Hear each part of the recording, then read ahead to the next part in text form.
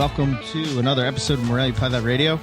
And like promised, we have Mr. Bill Stegall coming back to join us to... what's up, man? How you been? Very small hiatus. Since we last talked. 3 episodes. 3 episodes. I was going to ask, so this is 503? Yeah. Man. Yes. Yep. How special. How special. Well, we have some of those lost episodes in a couple places, so it's like we've recorded more than 500, but only 500 have ever made it to public consumption. So, yes. Well, yes, I don't know if you're aware true. of this or not, but we just recorded episode number 33 of I saw that. Radio yes. with Keith Flax. Yeah, so we're catching up. It's going to take a little while, but I feel confident. You're in the wings. I get it. Yeah. Don't look behind us. There's that noise. Is you guys creeping up on us? Okay. That is us. It's the turtle in the hair. Right, you guys are familiar. Yeah, when you guys record like one episode a day is when I'm going to start getting really freaked out. You know, like, wait a minute. We're just pacing ourselves. Oh, of course. Yeah, that's important. Yeah. You know, you guys are going to burn out, and 20 years from now, we're going to blow right by you. We were supposed to burn out 15 years ago. That hasn't happened yet. So what's up with you guys are getting back into it, or just you do it when the feeling feels good, or pretty much pretty much when Buddy dictates he wants to do it. Oh, okay. Then we do it. He's a busy guy, man. He's busy. Yeah, he's a busy guy, and it just. We're so narrowly focused, unlike you guys. It just doesn't make sense for us to have guests on every week or every month talking about really what boils down to the exact same thing. I mean, we try to bring some variety on and try to get some big controversial subjects in the green tree community, but there's not that many of them, and it just doesn't feel. It would just feel redundant if we did it every month, I think. Yeah, I mean, you gotta wait for news.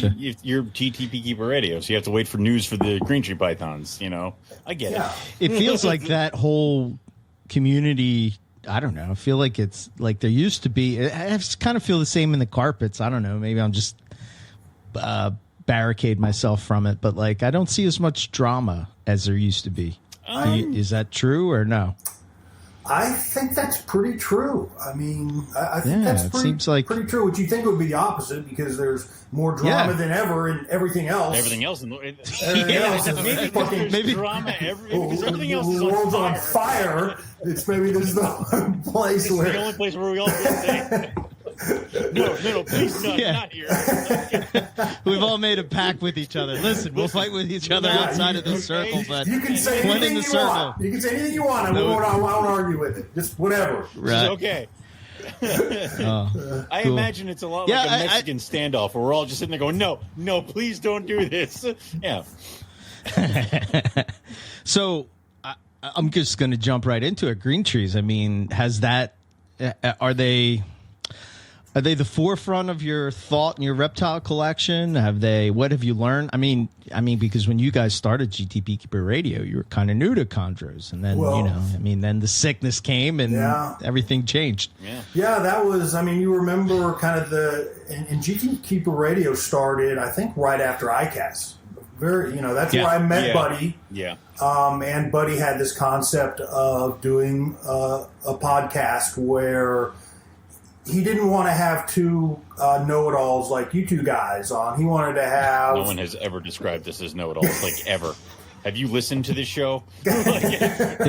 Well, let's just say two people that have had a lot of experience, a lot of expertise in keeping carpet pythons. Yeah. He wanted to do something different where he was obviously the experienced one. He wanted to bring somebody on that had some reptile keeping experience but was a novice green tree keeper. Okay. And so that's what we did. And, that's been over a decade ago now. And I tell people all the time, and Eric, and you guys will know this, if you really want to learn something about a species, do a podcast. I mean, start a podcast. I mean, that's a slippery slope of doom. I mean, like I had 8 snakes when we started this thing. I know, right? My nephew keeps asking me, how many snakes do you have? I'm like, I don't know. Like, I don't know. But you get the the world's most preeminent experts on that species. Yeah. And you learn a lot, right? By being the host. And Buddy and I try to talk as little as possible and torture the guests with, question after question. And so doing that, I've learned a tremendous amount, and it has kind of become the focus of not necessarily my collection, because I have, 100 times more royal pythons than I do green tree pythons, probably, and that's probably accurate. But just as far as what I'm most passionate about, I guess, and most knowledgeable and most known for now in the reptile community are the green trees. Cool. So do you feel that you have them dialed in? I know that we're always learning, and I get that, but do you feel like you kind of like crack the code with them? Do you feel confident when you're breeding them? Yeah, maybe that's the better word. You feel comfortable with them, like, is it the same level like breeding your ball pythons where you can do it with your eyes closed, blindfolded? It's like assembling the rifle kind of a deal. I think what I'm most comfortable about is handling when things go wrong with them. Okay. Because, I don't look at myself anymore. Or rarely do I look inwardly and say, wow, you really fucked that up. Or that thing would be alive right now if you hadn't done this or that. Believe me, that still happens. But not like it did 10 years ago. Now, most of the time, if I don't get a baby established or a mother rolls after she lays a clutch, then it's just, crap. Let's see if there's something to learn most of the time, to be completely honest. If there is, I didn't learn it from that experience. I'll obviously, go over, when anything major like that happens, I'll go over it with some of the people that I trust in the hobby and say, hey, you got any thoughts? And most of the time it's just, well, nope, it just wasn't meant to be. Yeah, that's the shit part of doing live animal stuff, is sometimes they become unalive, and it's really nothing you can do past a certain point, Yeah, and I mean, don't get me wrong, and I know you guys aren't taking it the wrong way, that like, oh, if it, it wasn't my fault, we're and it's so cliche to say, but we're all still, learning these animals, and green trees especially. But I don't ever lose any sleep, when something bad happens anymore. And I think it's just a kind of an experience level, not just green trees, but all these animals, like you said. If you're going to work with them, you got to accept the lows with the highs. When you get kicked in the teeth enough, eventually you're like, okay. You get numb. You get used to the beatings. I think I described breeding season as wonderful peaks with gut-wrenching lows, and it's just as long as the peaks outnumber the lows, you've had a good breeding season. And that is so goddamn true. And I try to foster this pessimistic, like the young guys that like work with me. I always tell them, yeah, she ovulated, and they're all like, high five, she ovulated. And I'm like, man, step one of 28. It's like, it's like, yeah, she ovulated, but she's probably going to slug out. That's probably what's going to happen. Yeah. And if you keep that kind of background attitude, then you won't be as disappointed. And when everything goes really good, then, man, you just hit a grand slam. I've gotten in trouble for the pessimistic attitude in my household, because I usually like to wander around here saying, like, I'm not going to get any eggs. And then later, when I'm like, I bred too many babies, I know. In trouble. It works great. Well, let me give you some advice. Do not transfer. Don't transfer our snake pessimism to your new marriage. Well, yeah, there's that. Don't try to. Don't cross the worlds over. Got it. Yeah, it's weird how I guess even like with me and Owen, right? We'll be super pessimistic about our own collections and our own situations, but we'll be at each other's places or looking at the animals, whatever. Hey, you think she's grabbing? And I'm the high fiver when I'm looking at his, but then I'll look at the same type of thing in my collection. I'm like, nah, it's not happening. It's not happening. At my place, I'm like, I don't think this bred lies. Grab it. And he's like, are you fucking kidding me? It's huge. The belly scales are popped out. It's like the eggs are gonna any minute now. It's like it's not red anymore. Sure? It's white. I can only see white. Yeah. What are you talking about? The scale separation. You got it, dude. one of my guys will come over and say, "Hey, I think she's developing follicles, or maybe she's going to ovulate." I'm like, "That's probably a male." It probably isn't a female. Well, that's awesome. It's even worse because we were ultrasounding the white lip this year, and Melissa's like, "I see eggs." I'm like, "Probably just poo." Like, it's not. Those aren't what those are. She goes, "They're all the same, and they're all round, and they're whitish." Yeah. Like, it's. I'm like, I don't know. Maybe it's gas. Might be grabbing. Like, you can see them. Like, so. I can count them. 1, 2, right 3, here. 4. Maybe. So, like, yeah. I'm not sure.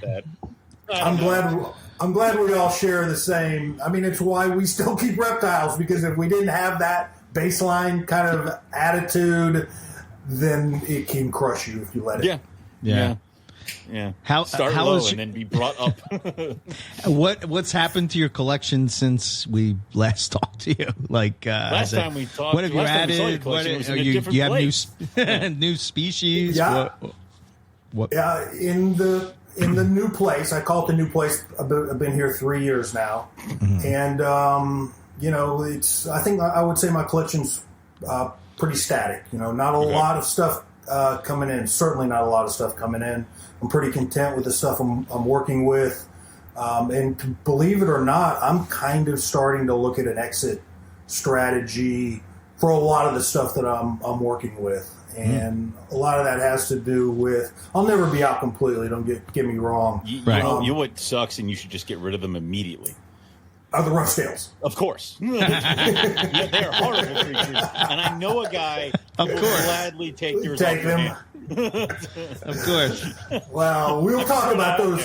We'll talk about those rough scales. I'm not very happy with the rough scales, but we can talk about that in a little while. But yeah, I'm getting up. Not that I'm getting ancient, but my wife and I, Kim. Oh, Kim, by the way, wanted me to say hello to you guys. Yeah. Tell her hello. I think her exact words were, "Tell those knuckleheads I said hi." Okay, that sounds. She's not wrong. No, right. And she also told me she has forgiven but not forgotten about what you did to her guest bedroom mattress last time you were here. So slept on it? Okay, also, if you say so. I don't understand, but all right. Okay. Skate by it. But anyway, she's going to retire from her job probably in the next 2 or 3 years, and then we want to travel. She's going to make you go and leave the country and things like that, isn't she? Yeah. Yes, she's going to make me. Yeah. And I'm happy to go willingly, but nobody knows better than you guys that having a large collection is. It's kind of like a ball and chain, I mean, as far as traveling, I love getting up every day and coming out here and spending hours in the facility. But that's going to have a longevity issue over the next 5 years or so, I think. Yeah, I understand that, especially if you want to go places and hang out for a bit, and not do we've done a week trip. If you want to do a couple places or free yourself up to. Travel and hop around all over the country and world. I get that. And I think I'm going to keep my hand in it. I've got some great people around me that I think I'll be able to work something out where I'll still be able to be involved, not necessarily on a day-to-day basis, but certain times of the year that are busy, or especially like with the green trees, getting babies established, doing some breeding and stuff like that. I can't see myself getting out of that part, but producing 400 or 500 ball pythons a year, and 100. Is that how many you produce?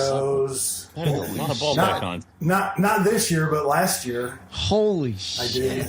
Well, but the sheer numbers of that, where they only have 10 eggs max. Jesus Christ! Not even that. Most of them have 6 or 7 eggs. Oh my god! So what's it like to have to let me start by this. Are they? I guess they're pretty easy to establish at this point, right? Are they tricky to get going? Super easy. Right. Okay. Super easy. And I get mine established. Well, and I get mine established on frozen thawed, which is unheard of. Yeah. In the ball python community, I mean, 95% of the stuff that you buy, especially as babies, they've had 3 live hopper mice and boom, they're out the door. Put them up. But, are you still like on the middle tier type of? Type of absolutely. stuff. I am not pounding out any super extreme ball python 18 projects. animals. I mean, come on. It's not the number of genes anymore. Now that's not it. It's the double combo. and triple recessive. Stop. Double. Stop. These guys are producing triple recessive stuff. But you what can is it imagine like? it looks amazing. Okay. But Yeah, I must say that it seems that the recessive stuff seems to, I don't know if I dare say, stay. This was always something that I admired about your approach to ball pythons, is that you always sort of embrace the idea that a lot of these crazy genes that start off this beautiful colors grow up to be these just normal looking sort of drab type of snakes. Out. Yeah. Whereas there's certain genes that don't do that, Right. And it seems like those triple genes, double genes, all that stuff seem to hold on to some of that. I don't know if that's true, but it seems like it. It is for sure, and the recessive stuff seems to hold that the nicer looking stuff as they get older. But some of the recessive stuff can really look bad as it gets older. A lot of the clown stuff just looks I don't terrible. like that. At 2 years old, but you put the right genes in it, and a lot of clown stuff as adults looks really, really sharp. It is weird when you see like the baby clowns, and then like you go down.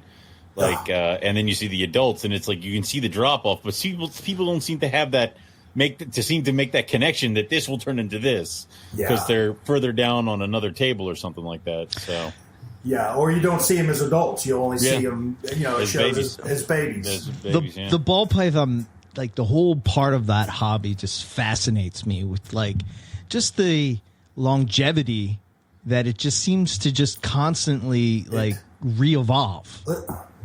Listen, I've been in it for 20 plus years, and I shake my head every year, and it's only getting bigger. The last 5 years, the growth has been exponential.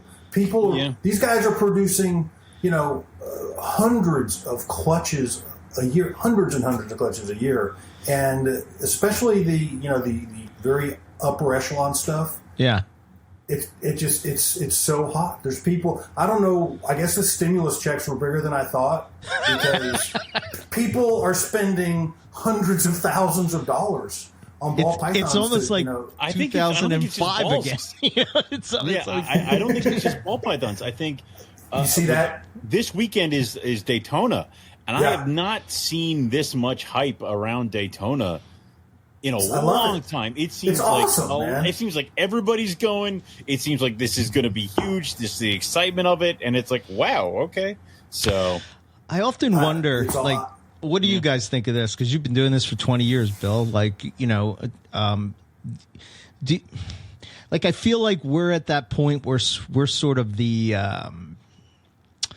middle age, almost into the elder category of the hobby, to where for sure. It's I feel like it's changing, and I don't necessarily, I guess part of me doesn't care. You know what I mean? Like and the other part is welcome to being middle aged. Yeah. And I guess the other part is like I don't feel as like my hand is on the pulse of things as it once was, if that makes sense. Do you guys feel that? Yeah. I would agree. I mean, with me, my finger's not on the pulse of a lot of things because they're out of my sphere of what I care about and what I'm working with. Where it's like, somebody's like, how much would you pay for this? I don't know. What's going for on Morph Market? Like, and that's just kind of where I'm at. But my sphere of knowing how many white lip clutches hatched out this year, I know of a few. And every once in a while, I'm going through some Instagram and I find out somebody else is hatching one. It's like, oh, shit, that's completely out of nowhere. So I do feel like I'm disconnected, like I'm not as plugged in as I once was. Yeah. But that's probably my own doing because I don't want to be as plugged into social media anymore. I want to be off doing my own thing where I'm happy and I don't care. So, yeah. It's a good point. I think I've got my pulse on the green tree community fairly well. It's probably because of the size of it. To be honest, as much as anybody can, because I am pretty heavily involved in social media still, have the podcast, have started to venture over, and I've always kind of had this bridge between like ball pythons and green trees, ball pythons and carpets. And so I think when people are looking, and there have been some people recently, some influential people that have been looking to come from ball pythons to green tree pythons, I kind of get that attention and get their ear. And so, okay. I think it's just small. It's just a smaller. We have such a smaller community than non-green tree Morelia or ball pythons or boas or whatever else. Some of the more niche markets of pythons, I guess. Yeah, and I'm sure there's other niche markets of all reptiles that I'm just not familiar with. Yeah. Yeah, I feel like I don't know. I feel like when it comes to, like, say, carpets is probably the one that I do sort of still pay attention to, but I think we have to. We just the radio show and everything. But I don't see as much like it seems like the focus has switched away from morphs. More of somebody locality. Not even necessarily locality, but just like keeping not being not necessarily being a breeder, right? It seems that more people that I see are more, maybe they'll have a pair of something, but it's not like when I got in it, it's like I had to have everything, Oh, caramel, gotta have it. Zebra, gotta have it. This, albino, this, that kind of thing. So, it seems like everybody has seems to burn out quick. And they'll buy animals. Yeah. People have their set projects and they buy animals that they can plug into their projects, but then they almost forget about everything else, which is good because then you build your own brand and your own projects to be known for that thing. But I would say that a lot of the times when I'm looking at social media and there's a post about a carpet, it's usually a person who's like, I just got this, or this is what I have. I have 2 of these, or this is my setup, and it's this big thing with plants and everything in it, and they have one carpet. So it's a lot more of that than I'd see of, I got this brand new 3-gene animal, and I need to find a 4-gene animal to breed it to. So yeah, I remember what you're talking about because I was heavily into the carpet community during those times. And remember we used to talk like, oh, we're turning into the ball python community now, Yes. Because we're making all these morphs and these hideous horrible things. hybrids. And So I definitely remember those days. A new book's going to come out, and all that's going to be wrong anyway, so then we're just going to have to correct the ship again. Exactly. I love to be able to give Gary a hard time now about being a hybrid breeder. So he's always shitting on like Carpondros and these hybridizations, and now I can look just almost through every animal's collection and go hybrid, another hybrid. Every time carpets are hybrids, green trees are hybrids. Just post the picture, just be like hybrid ? Yeah, make him have to explain it. Yeah, love it. You evil man! How could you do such things? How could you? He who keeps snakes in boxes. Yes. Animals who have never seen the wild in multiple generations. Yeah. Right. Yeah. So have you seen the ball python movie, the Dave Kaufman ball python movie? I have not. I've heard a couple of reviews on it, but I have not seen it. I've gotten mixed reviews on it. Yeah. Have you guys seen it? I watched it. Of course. I don't own anything. Of course, that would that's be how that was going to go. Yeah, of course, this is how that went. I think the biggest thing I learned from one of the reviewers that I talked to, and Eric, maybe you can verify it since you saw it, is that African soft fur rats don't come from Africa. No, is apparently that in the movie at all. Yeah, so apparently the whole idea was that they're like a lab mouse in Africa. And that's what they are. So they're not actually in the wild, so to speak. Okay. But some African lab came up with this strain of mice, whatever. Yeah, however they did it. These creatures, yeah.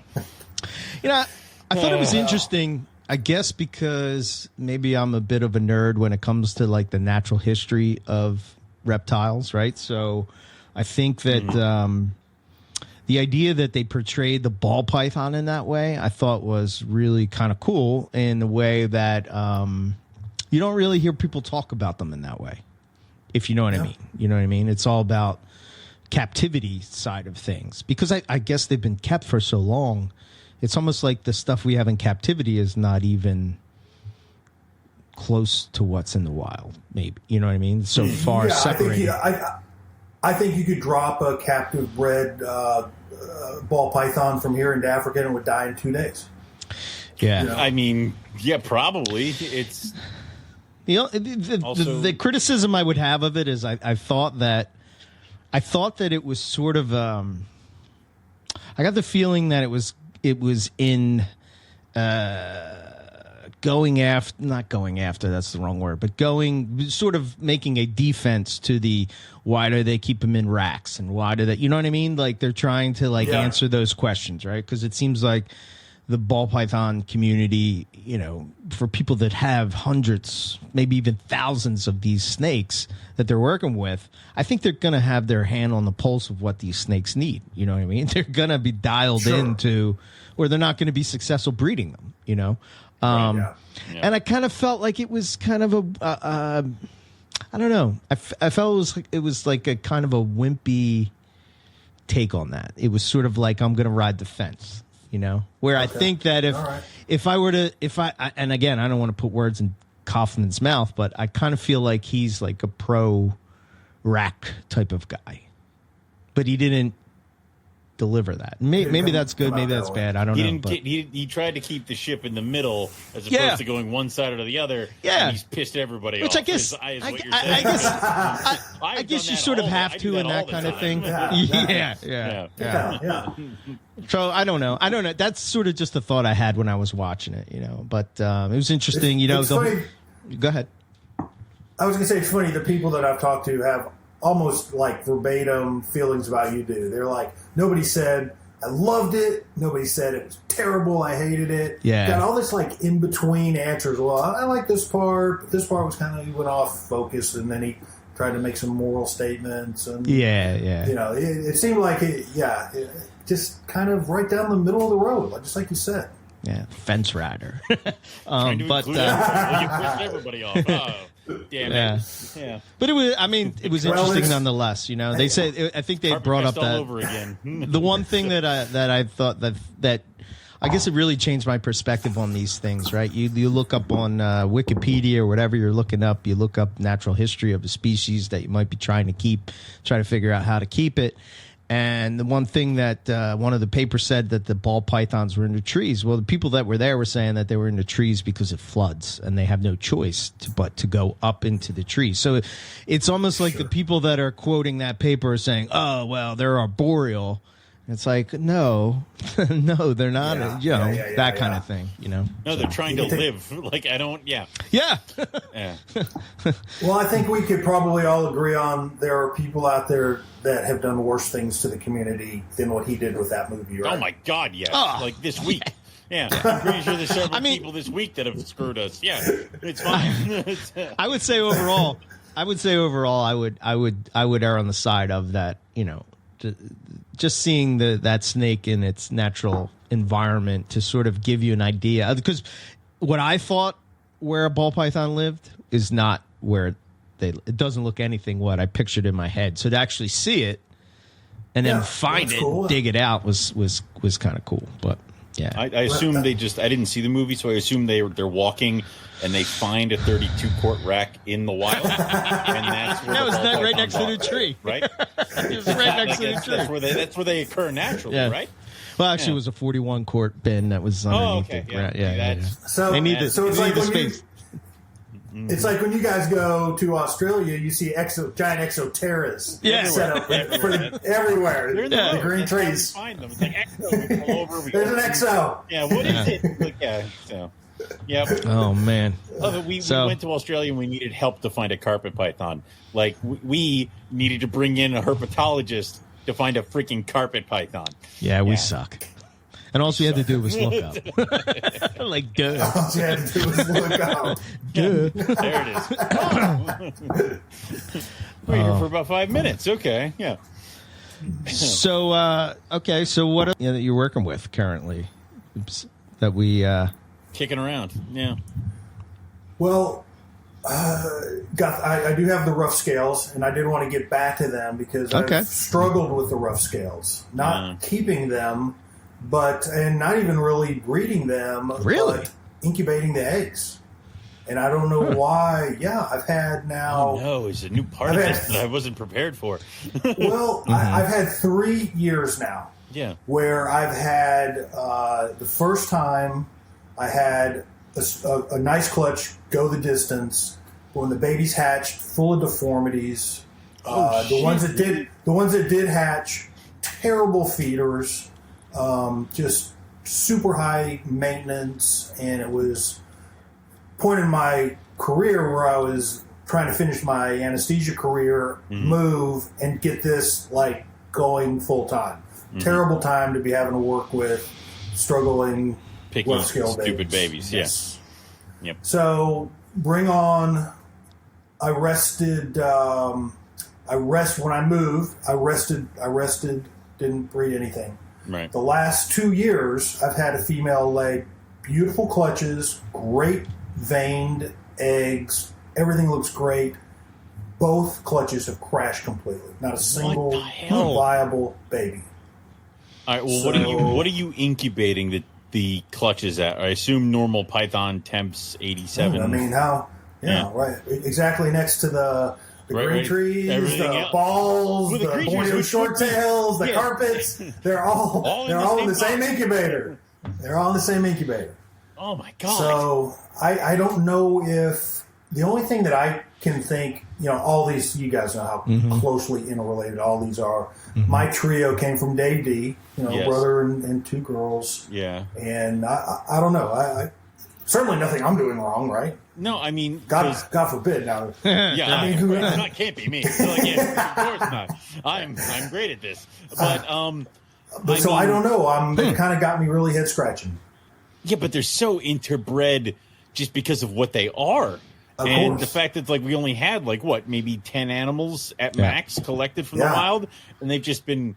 But so even if I got a different male, even if I got a male from you, how genetically different is it going to be the male that I have here? Right. Plus, the other thing is so Matt has animals from Dave D, and he got a. How long do the eggs last? Yeah. Or.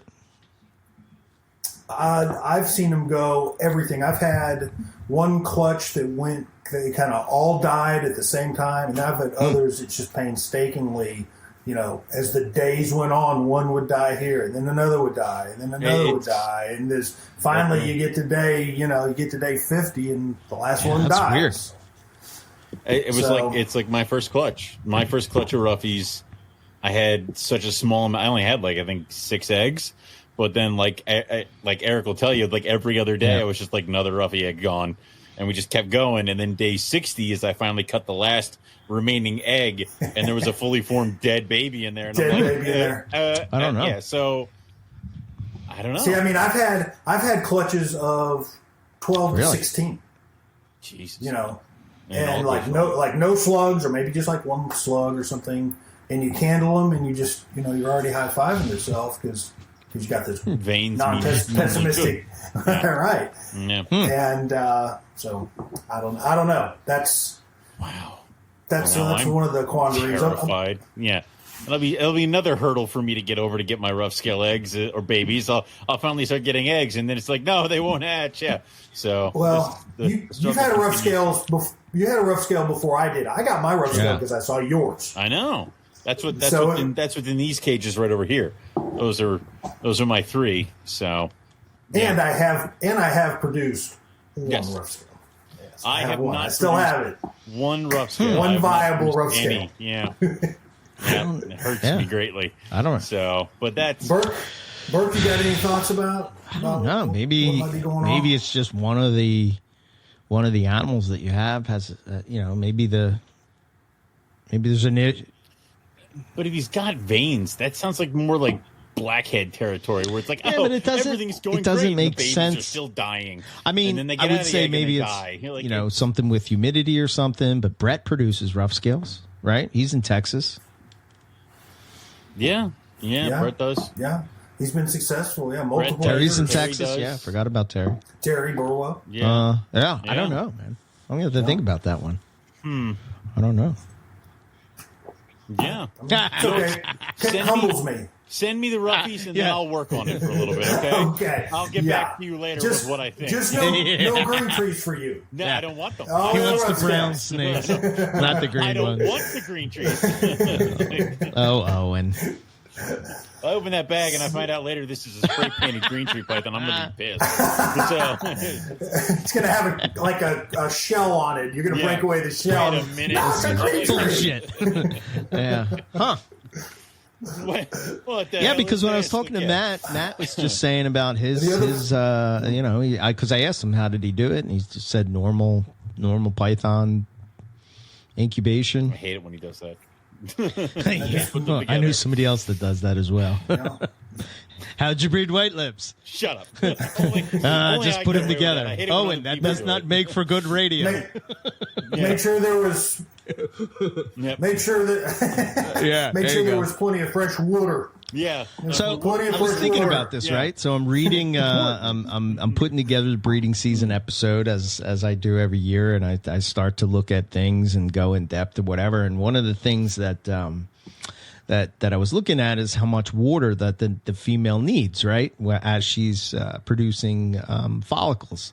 So my thought is like, do you guys? I guess my question would be, do you guys change the amount of times that you would, offer fresh water? Because my experience has been is no matter what, as soon as you put fresh water in the cage. And I apologize for keep saying water, but as soon as you put that in the cage. I don't. Morelia seemed to be right to it. Like they're going right for it. I think short tails might be the same way. But green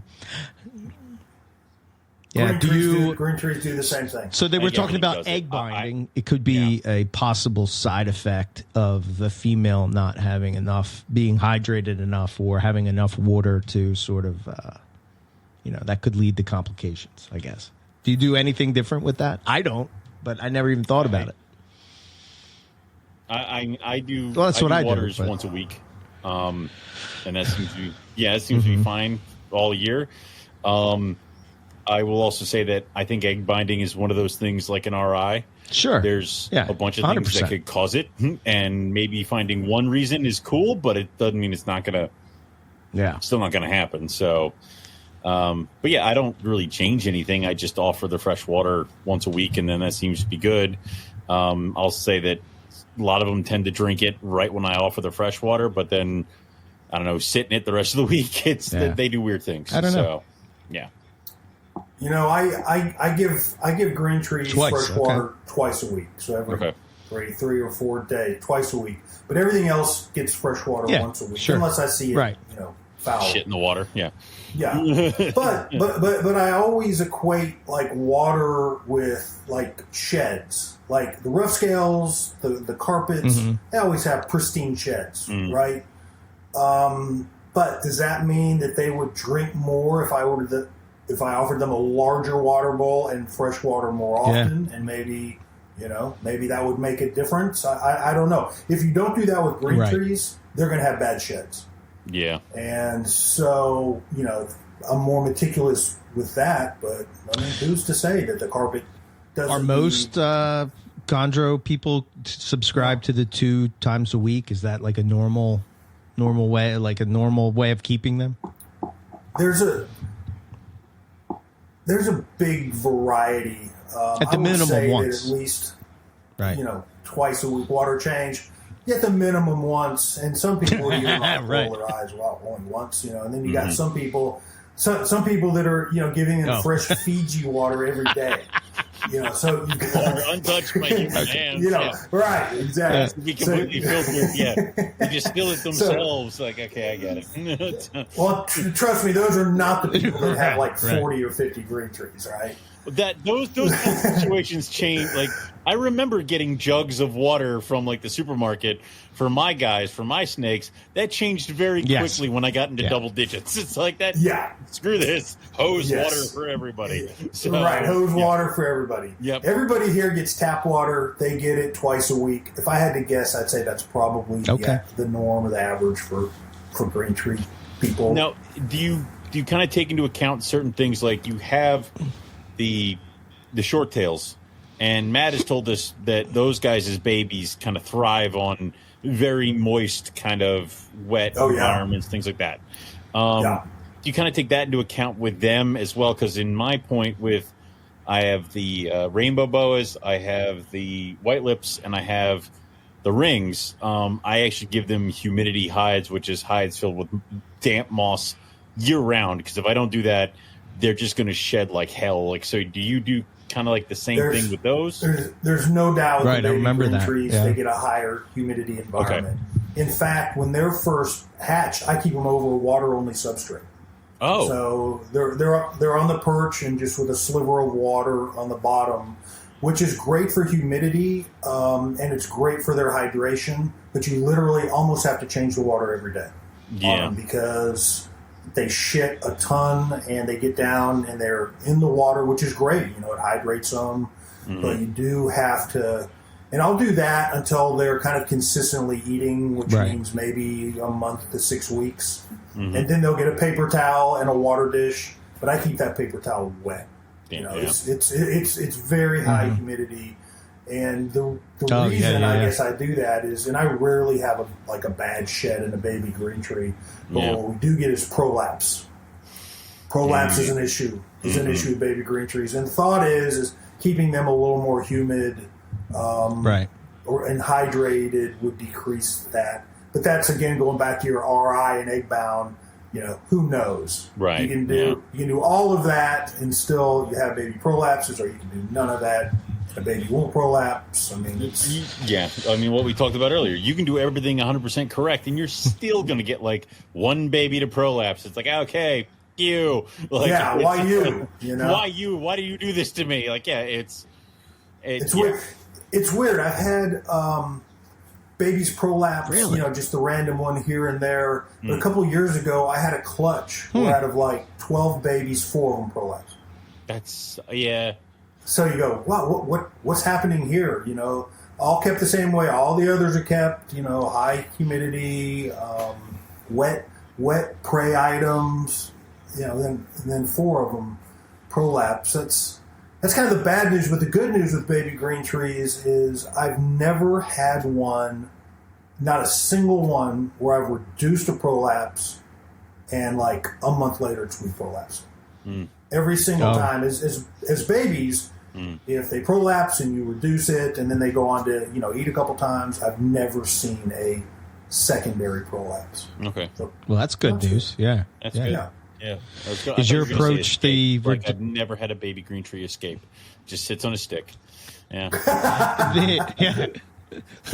Have you ever... Do you use like the sugar paste method type of deal? Is that your approach to... No, I use, interestingly enough, a method that Matt Morris taught me a long time ago. And he uses Preparation H. So he'll put a dab on the prolapse and let that like sit for 15 minutes. And then he'll come and he'll take a tiny probe, lube it with Preparation H, and then manually reduce the prolapse. And that's worked great. In fact, I just made a video. I just sent it to a friend of mine who had his first clutch of green trees. Of course, he has a baby prolapse. Of course. And so sent him that, and they tend to do real well, surprisingly well, but they don't re-prolapse. I'm going to add that now to the snake medical kit, Preparation H. Just get it out of your bathroom. You got plenty. Yeah. It's around your old man. All the hemorrhoids I get from this place. Yeah, it's fine. You don't sit in that captain's chair for 12 hours a day for nothing, man. Yeah, 503 shows. 503 shows later, that's what you get. Now we know why GTP Keeper doesn't do only many episodes. 33, baby. Yeah. 33. That's right. Keep it young. Oh, God. Like sitting's the new smoking, Owen. What's wrong with you? I think this is where I live most of my life, in this prison. I know. Now I work from home. Yeah.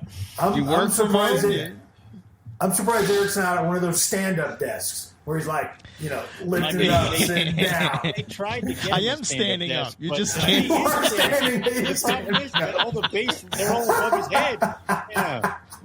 It was cool. It was not conducive. It was round and round. It never gets old. Never gets old. Nope. I want one of those standing desks. Well, wait a minute, sir. I mean, that's a normal desk. Exactly. That's exactly what I'm talking about. They call that a high chair. Yeah. Man. His boss at work just like, here, just put a book underneath your screen and shut up. Yeah. Oh, my goodness. Awesome. Okay. So have you done green trees this year? Have you done any pairings or breedings or anything exciting? I won't start pairing them until this fall. So I'll pair females this fall. I had a great season last season. Cool. Okay. So I had 4 females ovulate within 3 weeks, which is by far the most I'd ever done. I've been very consistent, 1 or 2 clutches a year for the last 10 years, except the year that I moved. But this year, all the things seemed to align, and I bred 4 females, and 4 of them ovulated. That's a lot of the reason why I have 1 short-tail clutch this year and a lot less ball python clutches. I stopped breeding my carpets. I've got 1.2 carpets, but they were locking. I quit breeding them. Did you start doing the math of the eggs? You're like, no. Yes, absolutely. So luckily the green trees always go first for me. Okay. They go early. Had a great season last year, and I'm anticipating really a good season this year too. I bred 4 females last year, and I think I'll breed 6 this year.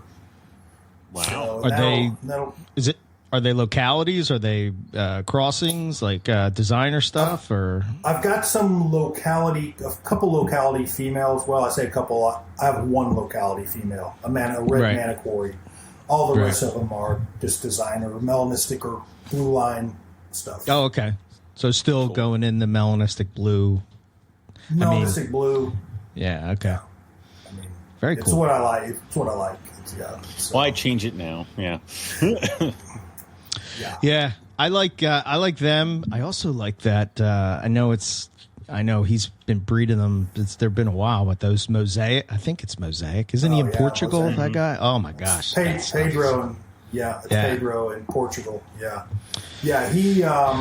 Of all the stuff that gets produced, and a lot of people talk about like, oh, it's this line or that line, and we have big debates in the green tree. Well, can you really call that a line? Like what makes it a new blue line animal? Or even people refer to the sickness. Oh, that's a sickness line, which it really isn't. I've never referred to the sickness offspring as a sickness line. Right. But if there was one kind of recent modern, like calico or blue line or high yellow, it would be Pedro's Mosaic.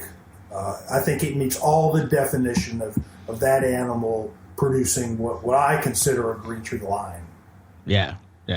So incredible. Have you ever seen them, Owen?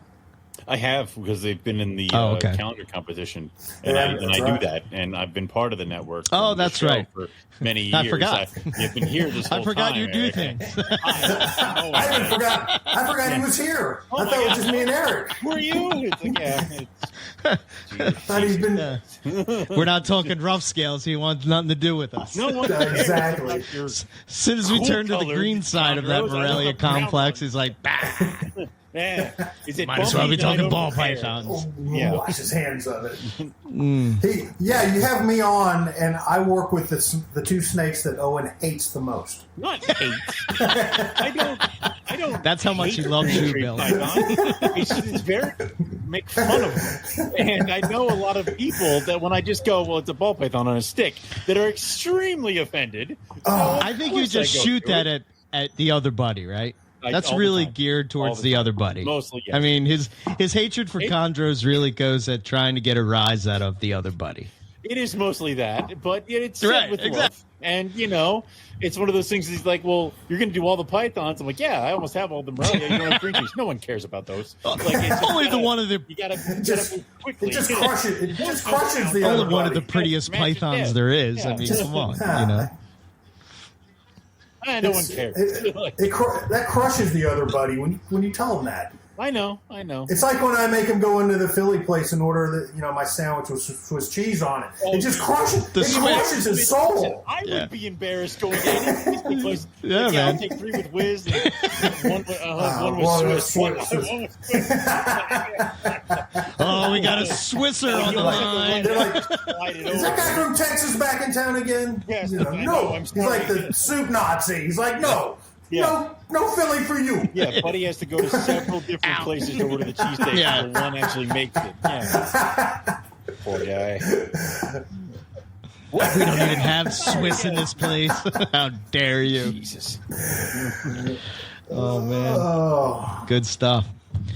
So what about, I don't know, switch gears a little bit. What about Carpet Fest? Are we ever going to have another? I mean, we don't have a Northeast one for the past couple of years, but we will. I know. I'm just trying to figure out to get everybody prepared. I think it's time. I'm willing to do one here. It's taken me time to settle in. Not just the new facility, new house. Mm-hmm. But yeah, I mean, I'm ready to do it.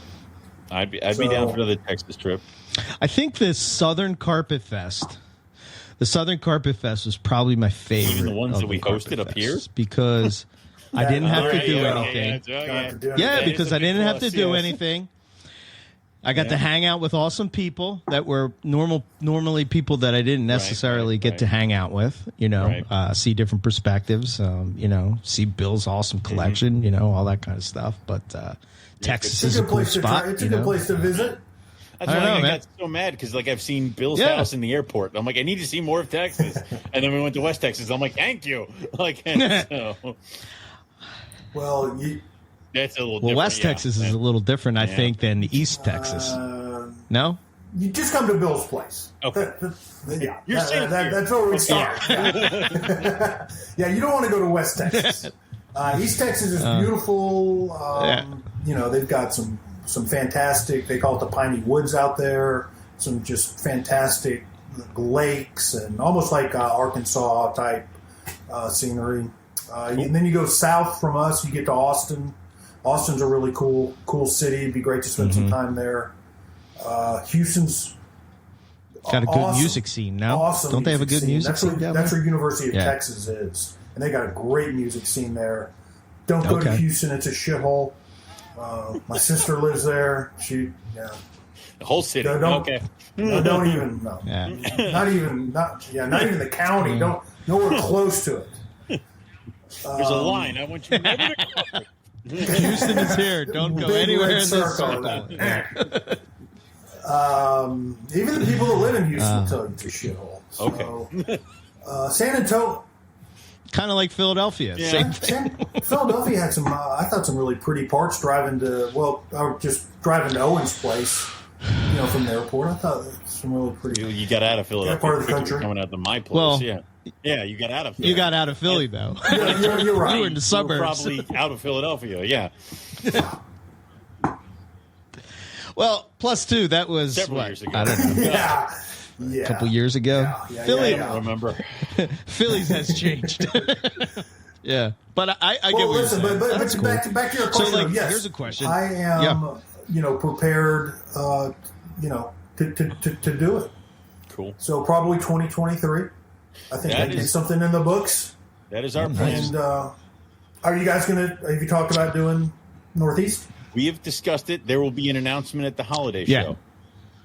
Okay. When it will be. Yes. So somebody promised, somebody said that, and I'm holding him to it. Owen's giving me to that time to decide what we're doing. Then to figure out what the fuck is going to happen. So, well, I don't know how you feel about this, Bill, but I think that part of the problem that people don't understand, you've hosted it, Owen's hosted it, you know what goes into it and what's involved with it, and that's all great. But the issue is I just don't think that my house is going to be able to handle the capacity of what I think is going to happen. If it's anything like past events, it's massive. But your house handled it last time. Barely. I just think that there's more people. I don't know. That's why I'm saying I see all these new people that are constantly either messaging me or plus people. If you had an open if you had an open carpet fest, you get 100 plus people. I think if we pushed it, I think it might go into the 150. If we hit it hard like we did in the first couple of years, I think you could get 150 people at Eric's house that quickly. Yeah, that's getting up to the numbers where you're right. It can be an issue on a lot of different levels for hosting it. Ours. You always said yours was the best, but ours was the biggest Southern Carpet Fest, and we did broach 150 people a year or two that we had it. So I get what you're saying. And God forbid, so we've always had good weather. At least the ones that I've come to Philly and the ones that I've had here, thank God we've had good weather and we've been able to keep people outside for most of it. Right. Yeah, there's no way 150 people would fit in my house. No. Oh, hell no. It would just be insanity. I had 30 people sleep in my house during one of ours. But 150 that was people. Fun. No, that's a lot. That'd be a tough day if we got rain or bad weather or whatever. Yeah. So, Jesus. But that's good to know. We're working it out. I'm sure. We can't let that stop us. We can't let that stop our diabolical planning. No. Whether too many people or bad weather, that just can't. We got to get that out of our minds. Well, it all depends on how something falls in front of you. You either go around it or go over it, or go under it. Yep. Somehow you just get past it. It all depends on how quickly Eric can get our facility running, because then we could always just have it there.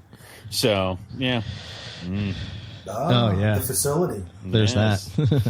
The facility. The facility. I told Owen, I was like, Owen, it doesn't make any sense that he's running out of room. If I wanted to do anything else, I don't have any room. So it's like, why don't we put our collections together? I can have access to diamond what are we doing here? Not have to pay for them. All right, yeah. I'm in. Yeah, I'm in. Rolled. It is. I'll take care of the green trees. Don't worry, Bill. Thank God. Now I'm going to have nightmares all night. Yeah. I don't know. These things prolapsed again, Bert. What the hell? Ew. All right. I wouldn't want to have a facility off of my premises. Yeah, that's the one thing that scares because me. Especially during certain times, man, I'm in and out of here a lot. I may come out here in the morning, and then I want to feed and make sure everybody eats, and I come back out, make sure everybody eats, and I come back out, see what they're doing at night. That's why it's probably going to have to. We can start working on it and doing things now, but it might have to wait till Melissa and I are going to move out of here and hopefully closer to Eric. So it makes more sense to do that. You know what you guys need? You need a commune. Okay, I'm down. A freaking commune. Hippie commune. Go in on a property. We started a cult. You have $1 million, 8,000 square foot facility, and then 2 trailer homes. Yeah, I'm fine with it. Where you live. I'll be on this side of the acreage, then the building, and then on that side of the it's fine. Yes. And then Melissa can have room for a tortoise and whatever other animal I have to get her now. So done. That's what Eric you can need. just go out and. I won't have squirrels. No squirrels on my side. No captive squirrels. Every morning we can be awoken to Eric's electric guitar on his roof. That's where I draw the line. It'll be wonderful. It'll be like Woodstock. Mini Woodstock. You just wake up and. Oh man, done. I won't wear shoes ever again. Yeah, I hope it doesn't turn out like the '99 Woodstock. Good Lord, I don't know if you guys have watched that. No. Listen, some of us were still in middle school when that happened. Terrible. I don't know. Were you? Quit, Bert. Stop it. Don't encourage him. Man. I graduated high school in 2004. So, yeah. Wow. Terrible. Okay. So what's it like with the short tails? I love the short tails. Last year I produced my first. I bred short tails for the first time, and I got my short tails from Matt I got one from Lon. I got a pair from Matt Jablonski. Do you know that name, Matt Jablonski? Oh, sorry, lights. Yep.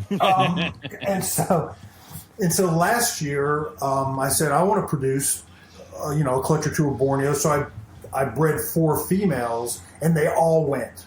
I had 4 clutches of Borneo. Oh shit! I think I want to give this a try. Crap, I did it too good. Wow.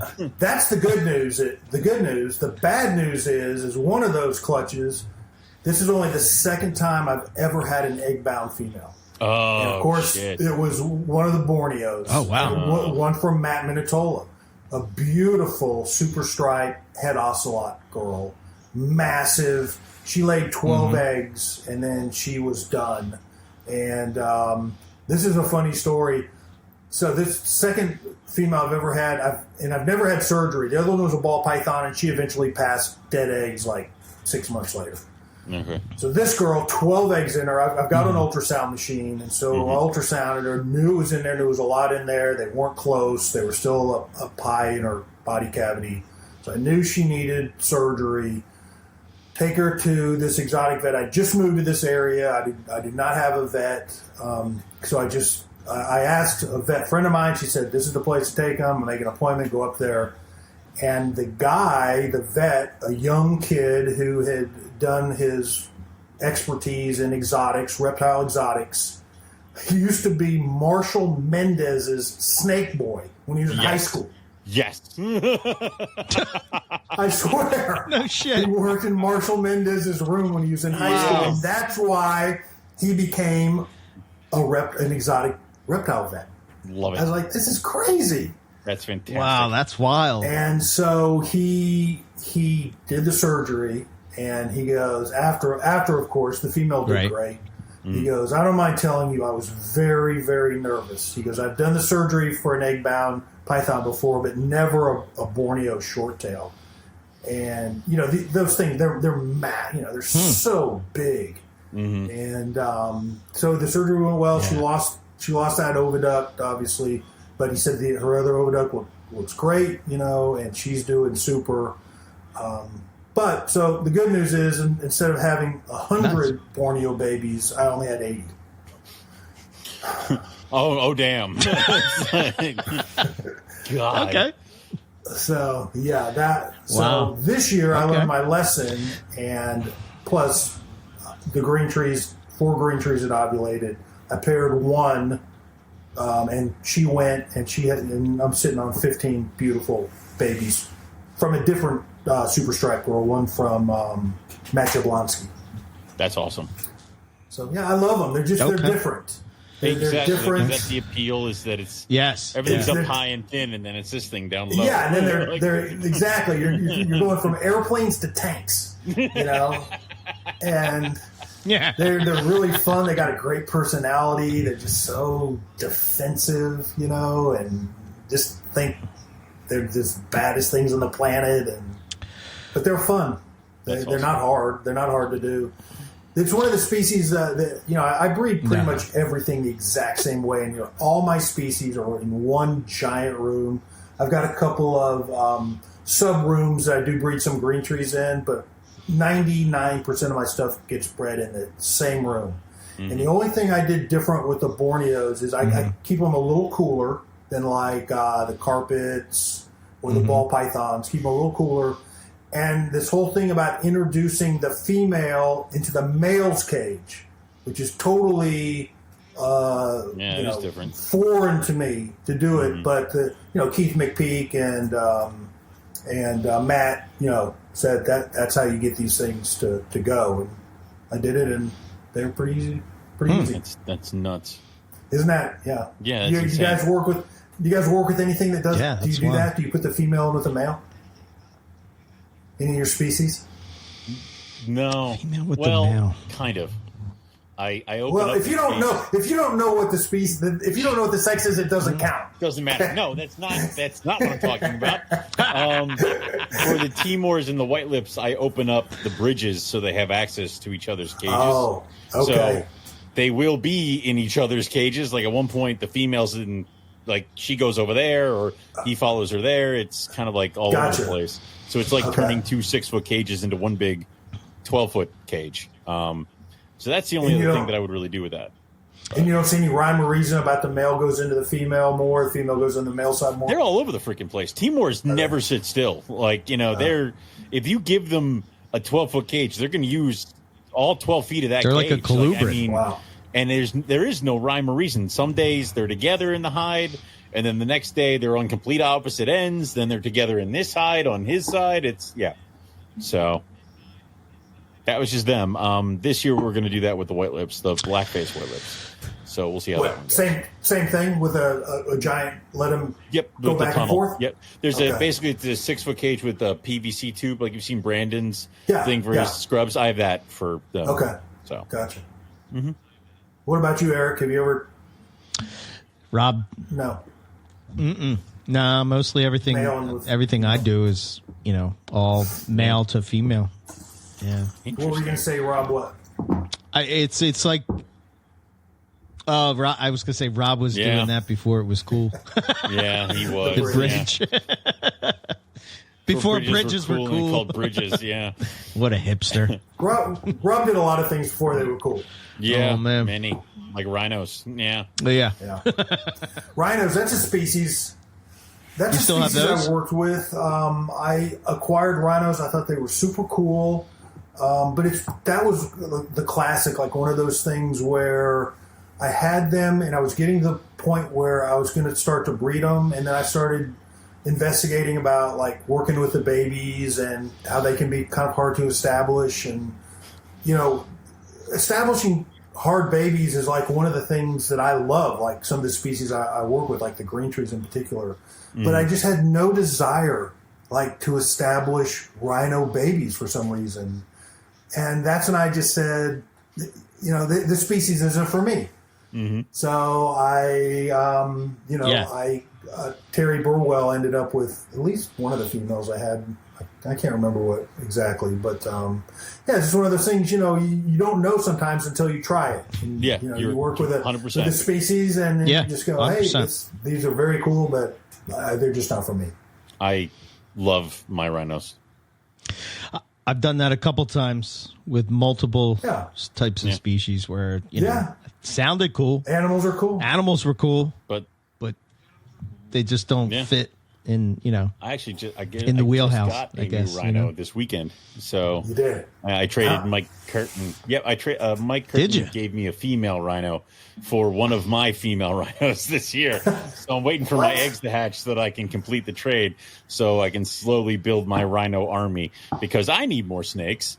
Yeah, you certainly do. Yeah, well, I also have I have 2 female Macklot's pythons right here in quarantine with me, so they're evil. Oh yeah, same thing. When did they happen? I went down to Mike and I gave him a pair of Chinese king rats, and he gave me the Max. Yeah. I swear, Bill. How do you put up with it? How do you put up with this every time? Week? I don't understand it. I don't see how you do it. I don't know, man. Tell him all the things that I'm doing, and then reveal them every week. It's a new. It's like, oh, by the way, yeah, I did this. Like, oh, by the way, hatching downstairs. Yeah. Very good. Lord. Yeah. Oh yeah. Well, how many? One. That's cool. Well, that's cool. How many rhino rat snakes then do you have? Right now, I have 4. I have 2 babies. I have a male that I produced last year, and then this little female, and then I have my pair of adults that I got from Buddy Buscemi because I had 3 adults, but I lost 1 girl, so I have my other 2. And then I'm probably going to slowly build up my army, so I want to get more. But you produce baby rhinos, right? Yes. Last year was my 2nd year, and it counts because I got 1. The entire clutch, 1 egg hatched, and that was the male that I kept. So it counts. It's like me and a rough scale breeder. Yeah, exactly. I do rough scales. It counts. So I have 9 eggs right now incubating. For the rhinos. Do? Yes. Fantastic. They'll be my last colubrid clutch. No, that's not true. I have a double clutch of corn snakes still cooking too. Owen and me have like shifted. It's like this weird. It's very strange how like he's got all my carpet. It's like Freaky Friday. It's like Freaky Friday. Got all when the mother and the daughter. Yeah, man. We switch bodies. Back. Yeah. Well, I'm like you, Bill. I'm getting older. There's a lot of places I want to travel to. There's a lot of things, I want to see, and sometimes it's hard to do it when you have this huge collection of animals. And like, with all the podcasts and everything now, it's sort of like takes a lot of time. I don't have time to devote, to hundreds and hundreds of snakes. I found, but I have some incredible people that help me here when I'm here, and even when I'm out of town or go on vacation or whatever. But it's not just that they have to be here; it's me worrying about it. Like when I'm on my trip, like I'm laying, in bed at 1:00 in the morning, thinking about my snakes in Texas when I'm in freaking France. It's just. It shouldn't be that way. Yeah. So it's just as much as the mental aspect of being away as it is the physical aspect. Yeah, I mean, I don't ever see myself not having reptiles, but and then I think about it too. I think I'm almost 50. That's 10 years away from 60. I hope I'm in good shape at 60, but who knows? And am I even going to be able to house a large collection and all those things? Now is what you're telling me. Okay. I don't know. Eric, you will. I'm sure you will, correct. But it's not going to be the same as housing them when you're in your 40s. In other words, it may take everything you have to house that collection. Kind of like me. I mean, I used to do this and practice as a physician full time. Yeah. There's no way, I was doing that 10 years ago. There's no way I can do that now. Do you wonder, how did I do that? Idea how I did it. I imagine we'll have to get all the cages in the facility down lower so Eric can ride by on his rascal scooter, and we'll get him a couple grabby arm thingies, and he can just kind of. Unless you get me one of those librarian things, you know what I mean? Yeah. Whatever it takes. Yeah, it'll be good. It'll be okay. Yeah. Yeah. So I feel you, Bill. I feel you with that. Like as your collection evolves as you get older, and things change, but I can't ever see myself not. It's okay to have the animals and not produce 1,000 babies a year. I don't think anybody's going to fault you for not doing that. Yeah. It's quite enjoyable not to breed. Let me ask you that. You took the year off, right? Weren't you pumped the next year? I don't know. Yeah, I like that break. I mean, all my females were rested. I was rested. And I came out and just had a crushing year, after that. So, it was good. I understand that now because I think my last clutch is due at the end of September. So my bredli will be hatching. Owen gets no break this year. There will be no break. There will be no breaks. Don't turn the incubator off. I don't think it can. He's become a ball python breeder. It's year round. Year round now with him, man. If I get one more clutch of anything, the incubator is going to end up being on the whole year. So no more. I'm not. I used to remember I would listen to ball python people talk, and that's how they would talk. They would. I don't know if that's still the case, but I imagine it's probably more so where it's all year long, right? Yeah, it's even more so, than ever now, where it's year round. So. There are times when I turn I've got 2 incubators, and there are certain times of the year that they'll get turned off, but for not for very long. Yeah. I mean, maybe out of the year, maybe a month, the most. Wow. They'll get turned off. That's cool. So. That's nuts. Okay. Where are we at time-wise? Okay. Let's say we got another 15 minutes and... Okay. Man, God, it's gone by fast. Yeah, man, always does. How it goes, man. So, what's your feeling? I guess we sort of talked about. Well, I don't know, Owen. You got anything you want to get in there before I say anything? You want? I mean, is there anything that you might be adding, or is this like you said you were going to be winding down? But are there any projects you want to kind of sneak in there while you're still working on some stuff? Or are you pretty content with what you got? No additions needed. It certainly won't be a new species. Okay. I won't start with another new species. And I'm always dragging in a few things here and there. I think this year I brought maybe 3 ball pythons into my collection. What did you bring in? I haven't bought a green tree. Oh, so I bought in a super blackhead breeder male. Ooh. They're nice. I like them. I don't know if you're familiar with this. I am. This is the most incredible thing. They've named another ball python morph after an Aspidites. Okay, we now have a Woma and we have a blackhead. But this one has a black head. Yes. What is this bullshit? It has a black head. And the super has a really black head. It has a blacker head. How can that happen? Listen, man. There's degrees of blackness. You should know that, bro. Yeah. All right. Philly guy. Oh God. All right. So super blackhead. Super blackhead. Well, and I brought in a blackhead breeder female, so I can produce more super blackheads. Nice. Okay. What else have I brought in? I'm about like producing, for the most part, like show animal, pet. The $300 to $500. Either super bright or super dark. That's what people want. Like they want really, really bright stuff or really dark stuff. So I mean that's. Makes sense. Other than that, I did bring in one of my kind of mentees, a guy named Ryan Glenn, who's a great local kid here, produced his first clutch of green trees, and it was a Biak male to one of my females, produced a real nice clutch. So I did buy one of those from him. Okay. And I got a Matt Morris high yellow lineage green tree as well. But off the top of my head, that's all I can. He's got the goods when it comes to the yellow, man. Matt, yeah. Oh my God! If I were to do it, what was that? Was it lemon tree? That's the really high yellow tree. ones. Yeah. Yeah.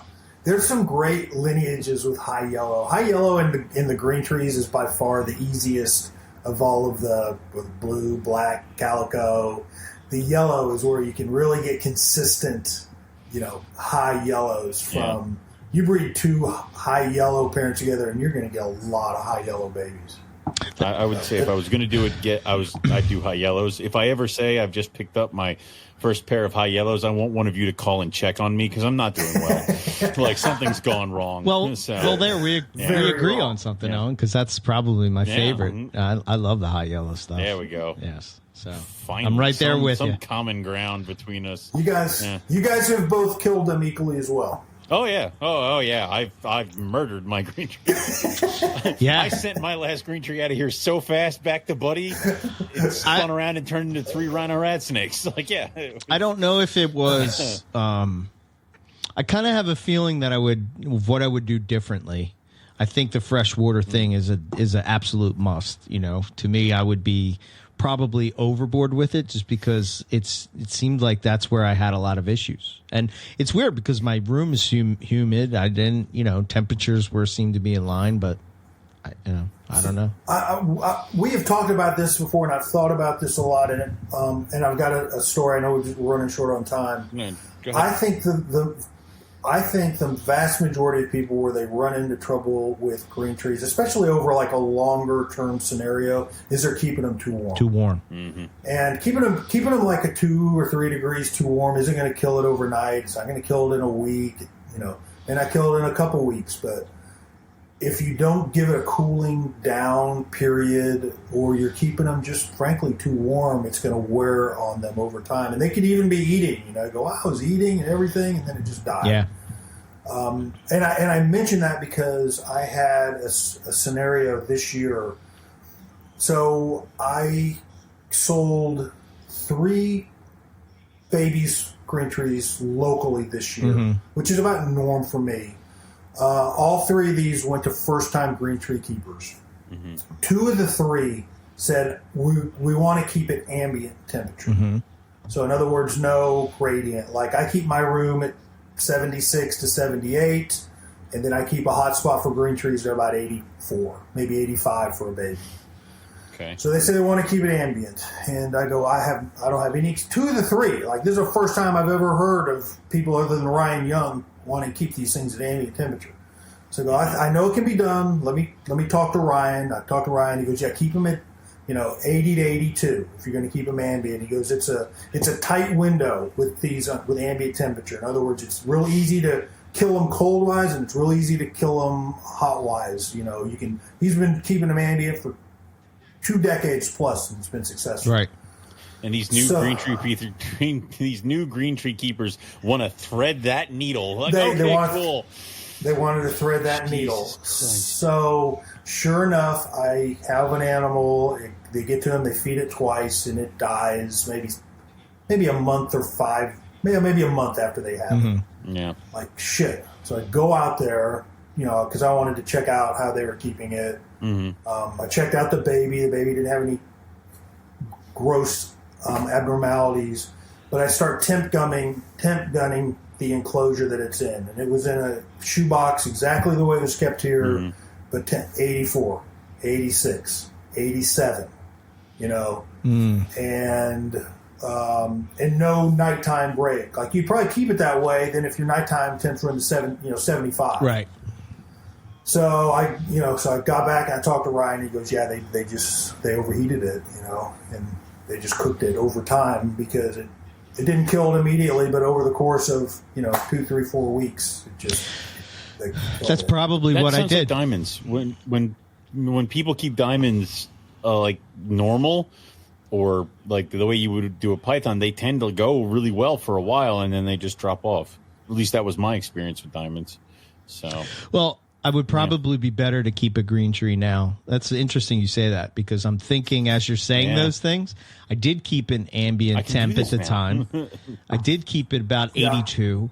I didn't give it a break, and they were higher up in the room, which means that they were probably a little bit higher in temperature, if I'm thinking correctly, Whereas I think now I keep my main room is probably more at a 78 now. And this room is probably at 72, maybe. This is where the diamonds are. So, with a hot spots. 72. Yeah. 72 would be great, as long as it's got a little supplemental heat to go with it. There you go. You get that little spot right there where those books are stacked. Right underneath. I see it. Right here. Yeah. I see it right there. They can go right there. That's perfect. It's just... I mean, I literally keep my baby green trees in the same rack as my baby ball pythons. I just keep them on the lower 2 or 3 levels or 4 levels, because there's a 5-degree temperature fluctuation between the bottom one and the very top one. And, the baby balls, they're getting right up against, well, it depends if you have back or belly heat, but there's enough of a gradient in the hatchling rack that you can, it could be 90 or 92 degrees on the back, but 3 inches forward, and now all of a sudden it's 85. Yeah, these are things that, like, seeing Morelia in the wild has kind of like changed my whole perspective. They're hunting at 70 degrees, whereas like this is what I'm dropping them to breed them at, and I'm like, wait a minute, they're out and about. Like what? I know they're none out at 80-something degrees. Yeah, and obviously carpets are a little more. A little tougher than, say, chondros are more sensitive, obviously, because look where they're from. They don't have as much of that swing going on, So for sure, their carpets are definitely. I would say, I tell people all the time, you get the right green tree from the right person and put it in the right box, and you're going to do great with it. If you can keep a ball python, you can keep a green tree. But carpets, I think, do have more latitude in humidity and temperature. Yeah. So. More adaptable, I guess the word would be. They're more forgiving. Yeah, forgiving. Forgiving is the right word. And it's very much like the I stayed away from a lot of the smaller Asian rat snakes because I was told for forever that they need everything cold, they need everything chilled, they need everything that. You don't need to stick them in a fridge. Just don't turn the heat on in that cage or in that part of the room, and they'll be totally fine. So it's one of the things of just learning how and what to do helps a ton, but certain animals that are just like, if you heat up an Asian rat snake, it will die so quick, as opposed to if you just freeze it. Like they love it this way. You go that way, it's dead in a minute. So it's that kind of stuff too. Some animals are just really susceptible to temperature changes in a certain way, whether it be cooler or hotter. I think too, a lot of like my problem back then with me as a keeper is that I just approached pythons all the same. Thinking everything that must be it's a python, like a carpet. So they're all the same, and it's just not the case. it took me a long time to learn that, but that's just not the case. I mean, they're very similar in how you would keep, but sort of like what you were saying earlier with the short tails, where you introduce the female into the male. You could be banging your head against the wall for years saying, wait a minute, why isn't this working? So why can't these things produce? Exactly. Yeah. And it's just those little things that you learn along the way. But good stuff. So I will try that again eventually. Just slowly but surely. I insist. One of these days you're going to get a box and you're going to open it up, and there it's going to be. It's Green Tree. There it's going to be. And you're going to have no choice. Yeah. Return to sender. It'll go right there. Right there. Right. Yeah. So, but this is how you learn, I guess. Unfortunately, that's for sure. So, but I think there were several reptile people that's how they got into certain animals. As a friend just sent it, and they're like, "Now you have no choice. Now you have to keep it." And they're like, "Damn it!" Like it's an unwritten rule that if your reptile friend sends you something, you must now keep it. I think too, it's just funny, but I think too, not even thinking about it, right? The pythons that I mainly keep are all from in Australia, which I think are a little bit more. They're more in that carpet vein where a lot of them are coming from the same places, right? Whereas like a lot of the Indo stuff, I think is more sensitive to the humidity and to the heat and stuff like that. They don't have as much of the temp swings and all that kind of thing. So I finally got my retook the shed right because I gave her a water bin that you can completely submerge her. Yeah, we were talking about that. Yeah, it makes a huge difference. Yeah. And ball python. That's the other thing. Go ahead. Well, I was going to say the other thing with the Borneos that I do differently is they all, the biggest adults, get a water dish that they can soak in. Yeah, they have to. The balls, they'll have a little teacup size, here's your small drops of water. Thimbleful of water. and 6 of the 7 days it'll be dirty water. Here's your water racket. But the Borneos, they get a big soak tub of water and they use it. I moved my false water cobra up to a bigger size cage, and I gave them larger water bowls, and to watch them cram themselves into these waters. All right, I'm going to need to get you guys like pans in a minute. Like, aren't I? Like, you guys are. So certain animals just really need water. They really need some type of water to submerge in. And I would say that, there's a huge difference between certain species and water intake and value. So yeah, for sure. I guess my last question is going to be this: and I know, and if you have a closing question, you can do your thing. But I would say, I know you're not a herper. I know you're not. No. At least I don't know. Maybe you've changed, but I know in the past you're if it's not in the snake room, I'm not. I'm not going through all that bullshit. With the traveling you're doing, is there any herp related? Even if it's not necessarily looking for a species, maybe it's a zoo or a friend or a collection or anything like that. That in your travels that you're wanting to do. I did. I have actually done a herp trip. Have you? A herping day in Costa Rica. Herping trip in Costa Rica. I went herping for one afternoon in Costa Rica. And I enjoyed it. I loved it. But I loved looking at the scenery. I didn't give a shit if we saw a snake, a reptile, or a frog, just the environment, right? Yeah. I just hiking, through the environment. That was to me, it's good as seeing any of the animals we came across. But to answer your question, absolutely not. Like, if I went to Australia, I'd be hitting the beaches. I'd be going, great white cage diving, and I'd be eating lobster every night. Gotcha. That's what I right. No, you go to Darwin, you go in the cage of death, and you have the crocodile parmesan at the restaurant next door. That's quite good. Cove. Yes.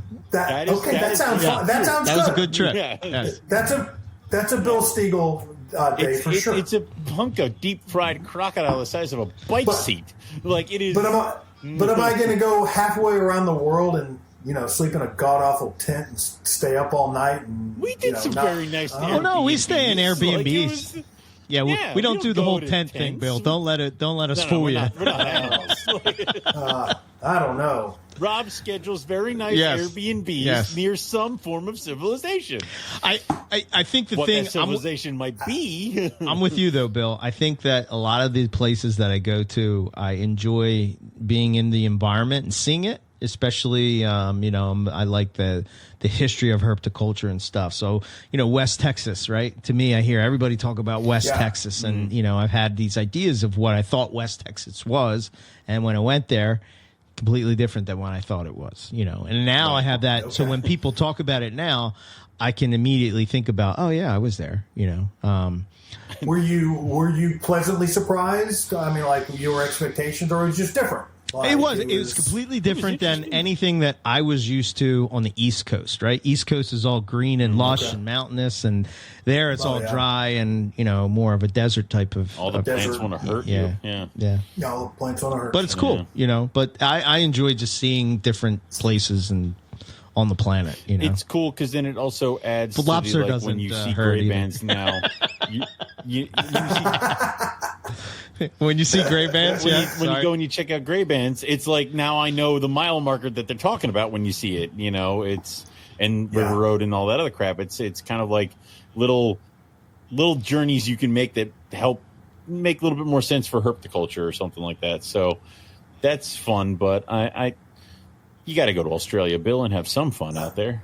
Well, I will definitely go to Australia. Am I going to go on a herp trip? Probably not. We'll plan it for when you plan your vacation to Australia when we're there, and we'll kidnap you for a day or something like that. So, but there's probably what it would happen. But there's even things you could do there to what you're saying, Bill. Like if you go on a boat ride to see the saltwater crocs, you know what I mean. So it's not things like that. Absolutely. I get you. And I did that. Again, I did that in Costa Rica. Right. And that was unbelievable. To see those big crocs there. It's crazy, right? I'm sure they're similar. It's just it's like you're looking at dinosaurs, right? Yeah, I mean, it really is like you're looking at a dinosaur. I think like how the hell? So I do enjoy that. Okay, all right. Thank God for every inch of plexiglass between you and that creature. Yeah. So I guess my question would be like, what's the top of your list of travel? Like, where's the place you want to go? It doesn't have to be reptile related, but somewhere you haven't been that you want to see it. Check it out. I've traveled pretty, I would say, extensively. Like I've been to Europe, I've been to Africa. I have not been to Asia at all. Well, I take that back. I went to Micronesia,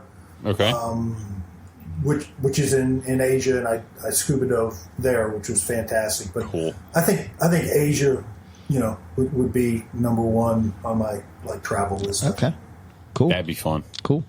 Have you guys ever been? No. Anywhere? I mean, I'd love to go to Vietnam. And I would love to do Japan and stuff like that. I'd love to do Japan too. Yeah, I have not. My first trip out of the country was to Australia with these knuckleheads. Wow. So, yeah. Wow. Yeah, there's so many cool places I'd like to see. But yeah, Asia's up there. I mean, I would like to check that out for sure. Yeah. Even if it's a herb trip or island hopping and Borneo, that's one that I want to see. But Komodo. I mean, I would. Komodo. I'd run around with the dragons. That'd be fun. Hell yeah! It'd be like we're running with the bulls. Yeah. Except you'd be running with the dragons. But here's the thing. Yeah. I'm going to be like Yoda and Owen's back down on the run faster because they faster. Quickly, Owen! Quickly! It's like the old joke. You don't have to outrun the dragon. You just have to outrun Owen. Oh yeah. Yeah. Exactly. If I trip, the entire NPR dies. Like we got to go. Yes. Yeah. Cool.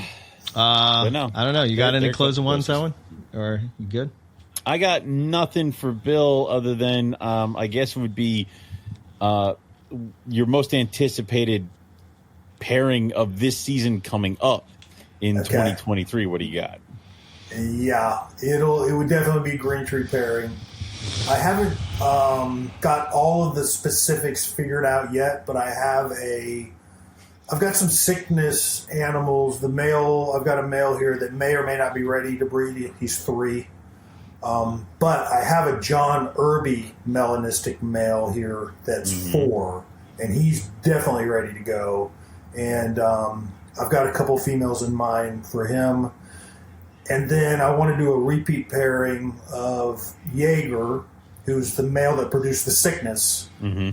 He bred a very blue female last year. It was the last clutch that I got this year. I got 9 babies. They're the nicest set of Neos I've ever produced, and that includes the sickness babies. Okay. Now they haven't started their change yet, but hold on one second. You're keeping all these babies, right? I sold one out of a moment of weakness. Oh God, no! But like they talk about yellow and red Neos, like when green trees are hatched. Well, and then you have this. Holy shit! What in the hell? Wow. This is as black, That's black. as chocolate brown. It's weird. As they Look come. at the I tail. love the tail. I love how it's dark as hell, and then the tail is so light. cool. Yeah. Wow. That is so weird, and it doesn't have very large pattern on it at all. No, that's the other thing. Totally like reduced pattern, and you can tell the diamonds aren't yellow; they're orange. Yeah, That's wild, man. I thought if Condra stayed just like this, we're talking like red, like this, I'd have 20 of them. Oh, and that's not red. Whatever. That's like red and black, I think- making like this Reddish brown. black, whatever the hell's going on here. It's like Black blood orange. Like this is Wow, that's wild, man. My So God. I think there's I'm going to repeat obviously the pairing that produced these, but I think there's a really good chance that this animal and the clutch mates are going to go very high blue or very high black or both. Gotcha. So that both would be probably nice. that would be real nice. Yeah. So I don't know. I don't know if you can get a sense of how big this thing is. This is my finger. Yeah. It's very small. Still very small. That's very cool. I've been having that problem now as I hatch other species. Like Chinese king rat babies are the size of 2-year-old carpets, like right out of the egg. And I'm like, oh my God. So it's like, I'm realizing that like my carpets are the smallest little shits I hatched this year. It's crazy. It's crazy how small these things are. That's great. I want to. That's awesome. I want to. Hold on. I want to show you. Oh, Shit. a picture. Yeah, I'll send it to our group real Are you seeing quick. a new thing. No. It's just this snake that I was shown of how small it is. And you guys are talking about small snakes. Where do you see this thing? This thing is going to be like really, really tiny. Yeah. Is this a green tree or is it a No. carpet? This is colubrid. Oh. Looks like it's going to be an Antaresia. Jesus. That's a toothpick. Why can't I see it? That's a Did it that's a ring neck, Yeah, right? I think Okay. so. That's a toothpick. That's and a double A AAA battery. And look at the size Double of A that battery. thing. Okay. Oof. Wow. You got 2 ring necks in there. Who hatched ring necks? Well, I don't know if he wants me to tell Wow. her, right? Wow, crazy? that's incredible. Nuts. Damn, what do you feed that thing, right? Yeah, Pinhead crickets. pretty much. Or pinky parts. You got to do like those vipers. You got to do pinky parts. It's like, he's graduated. He ate a whole foot today. No. Yeah, I don't want to do that. I was hanging out with Jason Earl Owen, Okay. Put this up. and he was telling me this story, and he said, "You got to see how small these snakes were." And he shows me this picture, and I'm like, "What the?" That's Man, nuts. yeah, crazy. Bill, it's great talking to you, man. Oh Yeah, man, I dude. miss you guys, man. I miss you Yeah. guys. We'll Absolutely. get you out here soon. We'll promise we'll have a carpet fest. If you can't, just come out. We'll have a mini carpet fest. We won't tell anybody. Yeah, that would be good too. Yeah. Yeah. So yeah, we'll see who does it first. You guys or us down here. Either one, we'll figure it out. We'll let them think I go can first convince and the see wife what that a trip happens. to Texas is good. Yes. Yeah, see what happens. Yeah, make sure see what happens there. Why the world's on fire. Yeah, right. Exactly. Yeah. Oh man.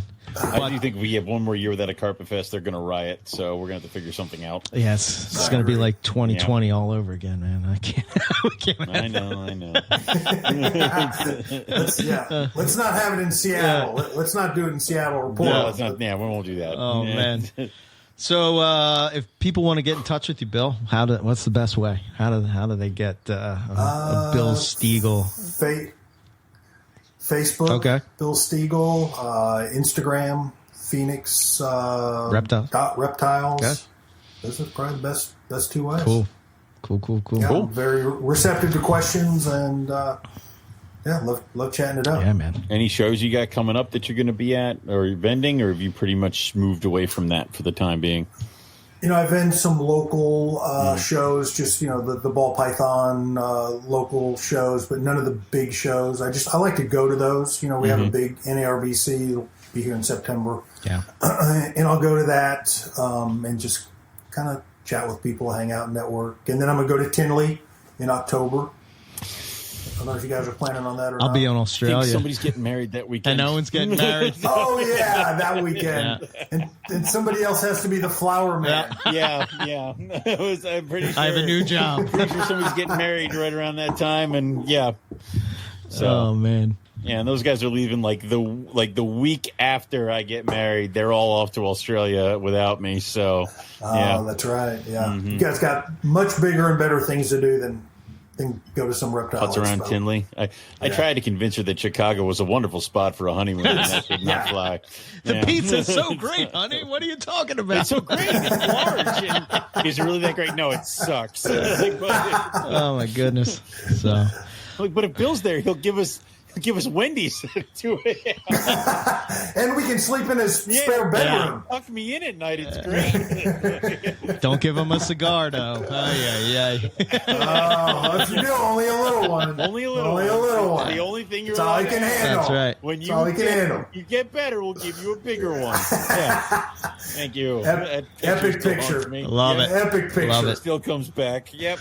But always a pleasure, Bill. We'll catch up with you soon. Yeah, man. Appreciate you taking the time to chat with us. Great hanging out with you guys, man. Yeah. Great hanging out with you guys. We'll see you in 2023. Right on. Yes, definitely. All right. Definitely. All right, guys. Take care. Thanks, Bill. Let's see. Should I hit? All right. MoreliaPythonRadio.com. If you want to get in touch with us, info@MoreliaPythonRadio.com. You can check us out on Facebook and Instagram, NPR Network. Check out our YouTube channel. We did have a bit of a snafu this week. Somehow, Owen, our voices came out of sync at the end. I don't know what happened. And, here we are. But I fixed it. So if you have that episode and you want to re-listen to the end, go back and it's fixed now. But don't listen to the one that you downloaded. It's fixed now. We fixed it. Just go back and listen to it. Trying to think what else. Teespring store. Yep. Patreon. I think that's it. YouTube channel. Said that one. Carpets and Coffee is now bi-weekly, so if you're looking for Carpets and Coffee this week, there isn't one. It'll be next week. So there's that. That's it. I think that's all we have. So thanks everybody for listening. We'll catch everybody back here next week for some more Morelia Python Radio. Good night.